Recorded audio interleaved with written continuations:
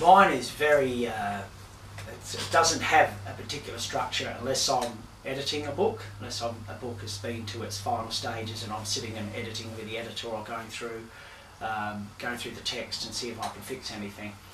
Other than that, during the creating phase, if I'm working on a book, I find that it's in my mind constantly and it won't leave me alone. So I'm often up during the night to work because I find it really quiet and peaceful, and I can sit and concentrate very hard on what I'm doing and what I'm trying to create. And if I wake up with a concept or an idea or a solution to solving a problem in a text, there's no point in me going back to sleep because I can't. So. And then if my day's like that, I will work, and it seems to be a particular time of night between about 3 and 6 or 2 and 6 in the morning, and then I will go back and have a snooze for a couple of hours and then get up again and start at 9 again. It just, it doesn't happen all the time, but it does happen quite a lot, percentage of the time. Otherwise, it's, get straight up, answer emails, correspondence is the first task.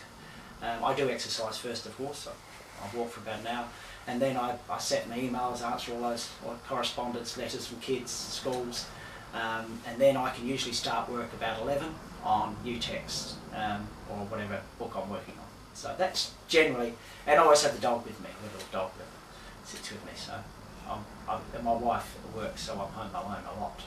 And it's really embarrassing because I'm often, I live in a sort of semi-remote area, so it's nice because I can stay in my pyjamas all day, my track pants, and my big floppy Oakleys. But you're still sociable, aren't you? You still know how to speak to people. Like things like that. My situation's a little bit different because I've sort of worked state teaching and so on. I haven't just been doing the writing, which would have been nice. It's only recently that's changed. So one of the things I know that I had to find was an ability to use time straight away. When I started writing, it wasn't until my kids were about 14 and sort of wanted me around to watch their games and so on, but not necessarily there all the time. So if they were practicing or getting changed for something or other, I could sit in the car and take something out. And the phrase I use is, I don't use any nesting time. It's not a question of get this right, get the pencil right, do this. I could just take the bag out, open the paper, look at it and carry on working.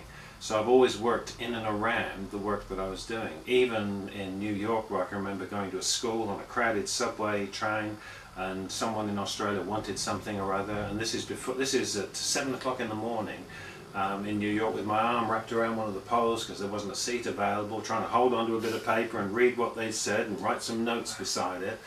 And at that stage I thought, this is a little bit too hectic, I need to slow this down. So this is the first time that I've had a chance to sort of set up some routines where I don't have to do that. It's, I do less of that. I still do some stuff in schools, but I can have a routine. Because I find that stage I need to be in my study. I need to be in a familiar place to do it well, to go over that stuff. Like when editors send me stuff, I can't work on the run. I tried that early in my career, I just can't do it.